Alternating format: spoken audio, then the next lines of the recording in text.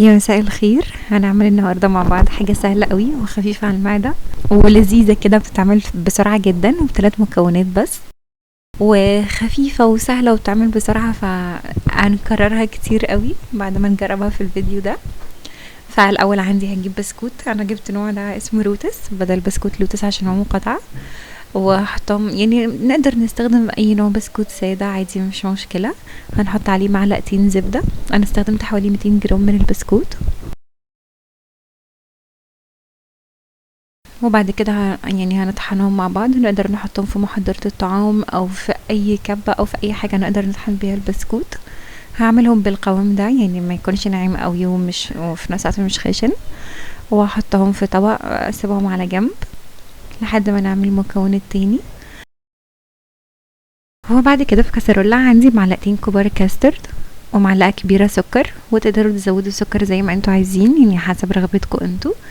ودلوقتي عندي كوب حليب. انا هفضل ان انا احط جزء بسيط من الحليب ادوب بيه المكونات الجافه، يعني هدوبهم مع بعض كده اسهل من لو حطيت كميه الحليب كلها وطلع الكاسترد فوق، يعني على الوش بيعمل حبيبات كده، يعني بتاخد وقت اكتر في ان هي تدوب معايا.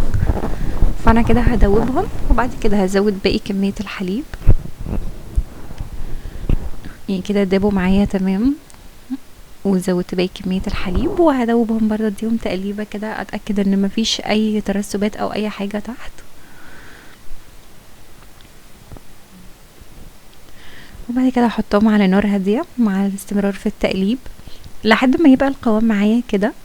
يعني بصوا قوامها كريمي جدا لحد يعني لما يبقى القوام المطلوب ده. بعد كده اقوم طافيه النار، يعني ما اسيبهاش على النار اكتر من كده، بحيث ان هي ما تبقاش ناشفه معايا او تبقى يعني متماسكه اكتر. ودلوقتي لازم اغطيها، يعني هغطيها كويس جدا بحيث ان هي ما يكونش فيه هوا داخلها فتعمل الوش بتاعها ينشف، بعد كده تعمل كتل معايا. يعني احرص على ان انا اغطيها كلها.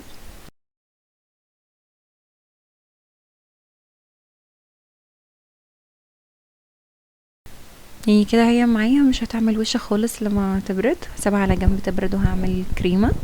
عندي نص كوب كريم شانتيه، وعندي معلقة كبيرة سكر، وبرضو نقدر نزود السكر. يعني انا حطيت معلقة ونص، وهحط كوب الا ربع حليب، ومعلقة صغيرة فانيليا، وهضربهم مع بعض من 7 ل10 دقايق لحد ما الكريمة تبقى يعني قوامها ناشف معايا. يعني ولو الكريمة دي جت قطرة من بتاعة التورت والحلويات عادي، يعني مش لازم تكون ناشفة او قوامها متماسك قوي. ودلوقتي في الوقت انا عملت تحت يعني طبقات هنعيدها مع بعض دلوقتي. عملت طبقة بسكوت وطبقة كاسترد وطبقة كريمة، ودلوقتي هعيد نفس الثلاث طبقات تاني. يعني حطيت بسكوت وبعد كده الكاسترد.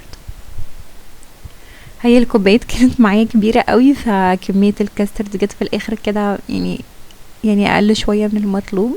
يعني ممكن نقدر نزود او نسيبها كده مش مشكلة، يعني الكوبايات في الاخر يعني اتعملت وكان شكلها تمام. وحطيت الكريمة وبعد كده هحط بسكوت، يعني هحط بسكوتة كاملة بقى نزين بيها الوش. والبسكوت اللي احنا طحناه يعني انا سبت منه معلقة كده كبيرة على جنب بحيث ان انا احطها على الوش كده بعد ما نخلص نزين بيها الكوباية. وطلع شكلها زي ما انتوا شايفين كده. وهنسيبها في التلاجة من حوالي ساعة لساعتين او زي ما انتوا عايزين، تبرد شوية، يعني كل ما تقعد بقى طعمها احلى.